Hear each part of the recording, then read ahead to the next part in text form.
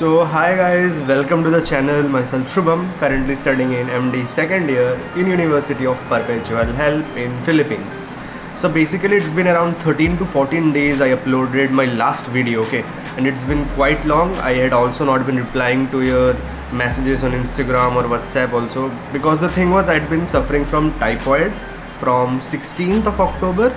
So that was the thing, I was not feeling well, and now also like I am fine, like I don't have any problem, but still there's a bit of cold and cough, that's it. But in this video we are going to discuss about my struggles in MBBS abroad, like the struggles, like the problems that I faced over there.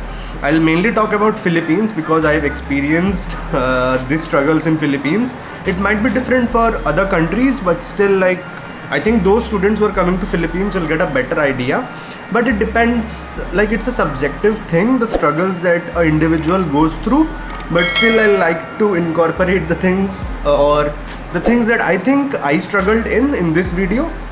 But there is one thing, like before heading into this video, like the struggles that I had in MBBS in Philippines, I'll let you know one thing for the students, because the results of NEET are going to be declared super soon. So there will be a lot of students who would be thinking of MBBS abroad. So the most important thing that you all should keep in your mind is, like, if you're choosing for MBBS abroad, that means you are settling for something lower than the Indian medical colleges, obviously, okay? So the thing you should keep in your mind is, you should ask yourself that if I'm choosing MBBS abroad, can I carry myself on my own? Okay, that means, like, if you're going there, you can't be dependent on your professors, lecturers, doctors, or even if you're thinking your clinical exposure will be very good that you don't need to study, or you're depending on your books, like you'll read one time the whole book and you'll be done for the exams. And you also can depend on Marrow or PLAP ladder, okay? Everything is up to you only. You need to study. Like, if you can carry yourself, like whatever the situation is, if you're willing to study, put in the hard efforts, then only choose MBBS abroad, because the big barrier for us is going to be next, okay? So obviously it's going to come from 2023 or 24. We all need to give the exam of next, clear it, because it is going to act as a licensing exam and also for the PG seats. But still we need to clear it, so we need to put in our hard efforts. Yeah, that's it, blah blah, that's it. And now we'll get into the struggles that I faced. The video is about this only, the struggles that I faced in my journey of MBBS in Philippines. Now I've completed my MD second year. I'm going to complete in December. Like, it's been 3 years of my journey, but still there are 2 more years left. But still I'll give you a brief up to now, okay? So the first thing, that the major problem I have faced every time when I'm traveling back to India, the major problem is of visa and traveling, okay? So the thing is, when first you go from here, like from here you go on a tourist visa to Philippines. After reaching there, you'll need to do your biometrics, okay? You'll have to go to Quezon City. The university will take you from its university van. You need to do your biometrics and all that stuff. Your visa gets extended. So this is the process, and the time that which your biometrics is done, from that time your visa gets extended, the 1 year student visa, okay? So this creates a lot of problem, okay? Like for me, when I completed my AB psychology, it was November, okay? And my visa was expiring on November 15 or 16, like this, some date. No, it was expiring on December, okay? And December we were having our holidays, and after our AB psychology was completed, that was completed in only 1 year, okay? So we are not having any holidays, okay? Like, our MD started in November, and after 1 month of classes, we had holidays for Christmas of 20 days in December, okay? So the thing was, I had not gone to home. Like, there were a lot of students who were not going to home, so we were planning to go home in December.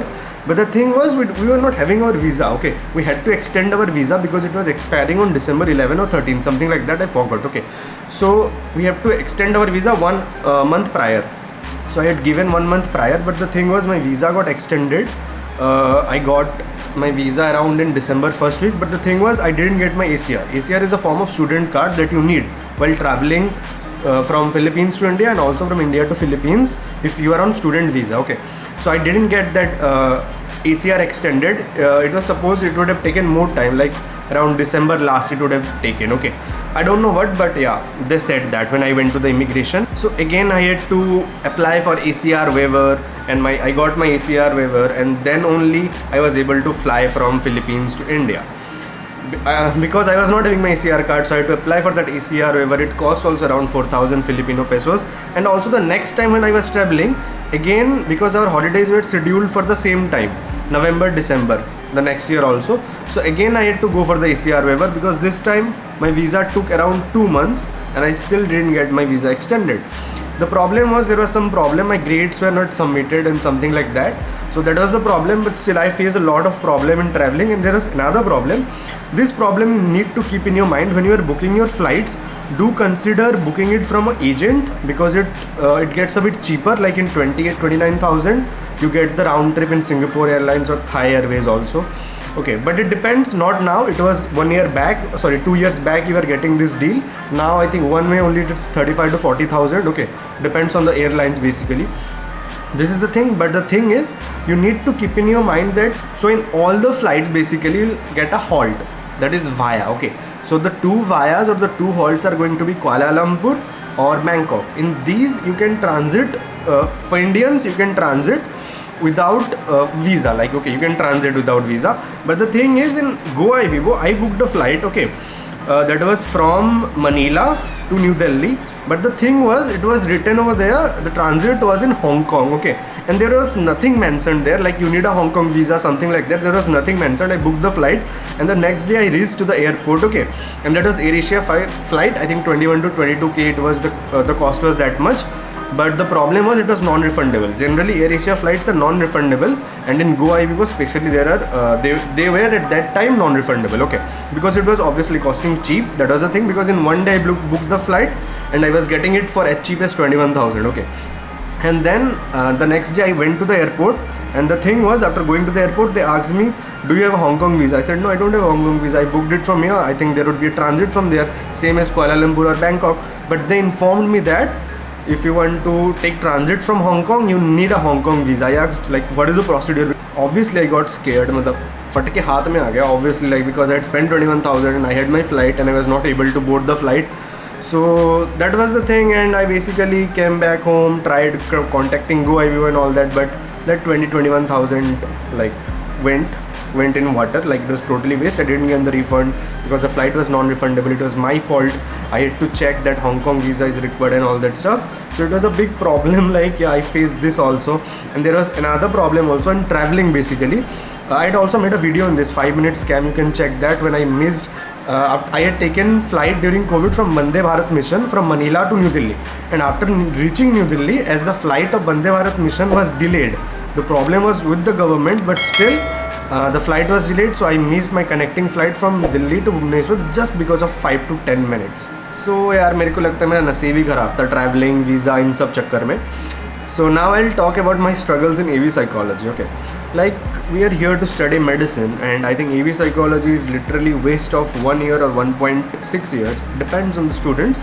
जिनका 1 साल है, जिनका 1.6 है, मेरा तो 1 साल था. But I think it was a complete waste, because उसमें हमने, to be frank, कुछ नहीं किया यार. Like, we studied subjects that are of no use, like psychology, abnormal psychology, introduction to psychology, physical education था यार, physical education.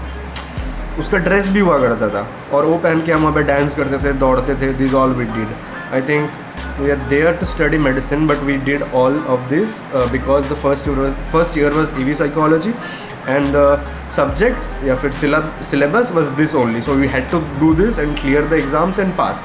Obviously passing in AV psychology is much easier if you compare it to MD, but still it was waste of a 1 year. Like, it's all about enjoying, and at that time we didn't get that much of guidance from the seniors. Like, they asked us to read anatomy, but the thing was, we had 6 sems in AV psychology, and we got 1 sem cancelled, 1 sem merged. So it was a hectic process. They completed our AV psychology in a span of 1 year, and after 7 or 8 days in November only, our MD got started. So we didn't get much holidays. Like, generally after AV psychology is over, you get 1 or 2 months holidays so that you can go home. Our holidays were like, we didn't get any holidays.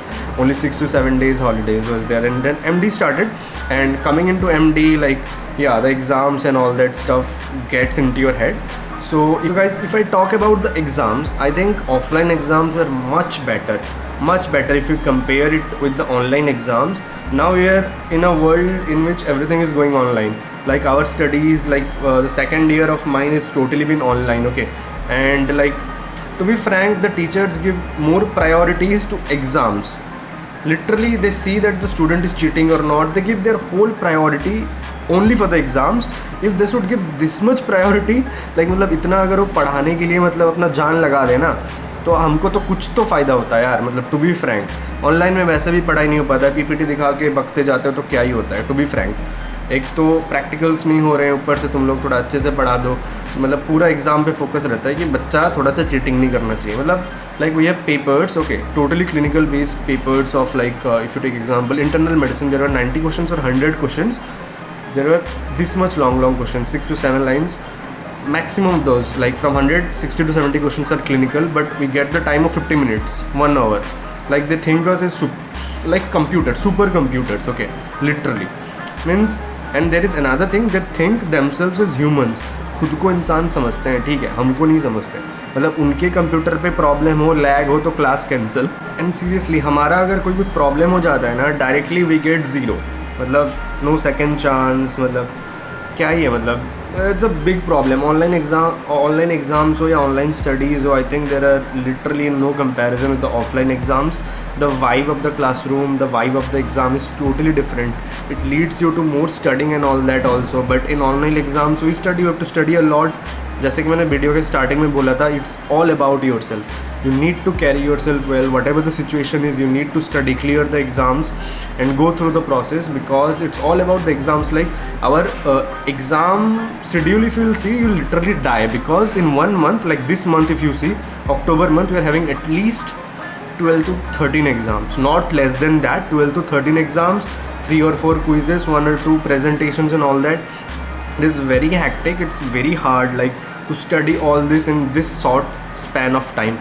Like if you try to cover it from marrow, it becomes next to impossible, because internal medicine exams we are having and we have to cover 70 to 80 videos. I thought it's not possible. It's better you need to go through the books, but still I think online exams, obviously it's COVID, we can do much, the university also can do much, but still we have to go through this. Hopefully in Jan, like third year will start, hopefully we'll get to the offline classes, and hopefully you can travel back to Philippines, then it would be a much better thing. And obviously there are more struggles also, yeah. And there is also the struggle of food. Obviously there are a lot of Indian messes over here, Indian restaurants are also there, you can order food from Food Panda and all that, but still वो तो कमी खलकती है ना कि मतलब वो Indian खाना वैसा नहीं मिल पा रहा है. That's obviously a thing. You can get a lot of pizzas, burgers and everything out there, but still there is a problem of Indian food. Like there are a lot of things, like for the Indian, if you want to cook in your house or where you are staying in your flat, if you want to cook like someday in Sunday or you are having your holidays, you can cook if you want. But the thing is, to get all that masalas and all that stuff, you have to travel near that Gurudwara that is in, I think, UN Avenue, that is very far from there. So yeah, there are a bit of problems, and also for the visa you have to extend it every year. That is also a problem, because भागा दौड़ी तो लगना ही लगना है, और क्या कर सकते हैं. And yeah, like, and then the most important thing is, अगर आपको पता ना हो, that is like when you have to withdraw money, okay, so you need to go to Molito, that is far from Las Piñas city, like from the campus, like where all the students sit. I think around 8 to 10 kilometers, it takes 30 minutes, okay. So you have to travel there, and there you need to withdraw and get your money back. So there are a lot of incidences also, but still, like you can go in groups and get. But the thing is, like, if you want to withdraw money, like urgent, you want to withdraw money, you withdraw from the ATMs nearby from BDO. So the thing is, the transaction charges are very high. There are, I think, per transaction it costs around 400 pesos, okay. And yeah, and you can only withdraw 10,000 Filipino pesos from these ATMs, okay. So if you want to withdraw more, like 15,000 or 20,000 Filipino pesos, you need to travel to Molito, and from Molito you can withdraw the money, and the transaction charges are less. So the thing is, you need to, if you want to withdraw money, you have to plan first that, yeah, I have to go to Molito, so let me call this friend or get my roommate, ask him, so that he or she goes and all that stuff. You need to plan, like, basically if you want to withdraw money, you have to plan. Yeah, that is also a thing. And then you have to travel, and if you travel in the evening time, it totally takes 3 to 4 hours to go and come back. by withdrawing money. So it is also problem for me because I want कि मतलब जितना पैसा चाहिए उतना withdraw करो और रखो. But I can't do that because per transaction it costs 400 pesos. If I do transaction for that same 15,000 Filipino pesos or 4 or 5 times, 2,000 Filipino pesos will be only transaction charges. So yeah, there is also a problem. So I think these are the struggles that basically I can remember in these 3 years, like 2 years that I was staying in Philippines. So this was the thing, and there are a lot of questions that have been asked, mainly about going back to Philippines. So this I'll cover in the next video, all the information I have and what I think when the offline classes will start. I'll let you know in that video, and if you want to contact me, you can check the description. You can contact me there for your doubts, and if you want to know about the admission procedure and all that thing, you can contact me. So that's it for the video. Do like, comment and subscribe to the channel, and thank you for watching.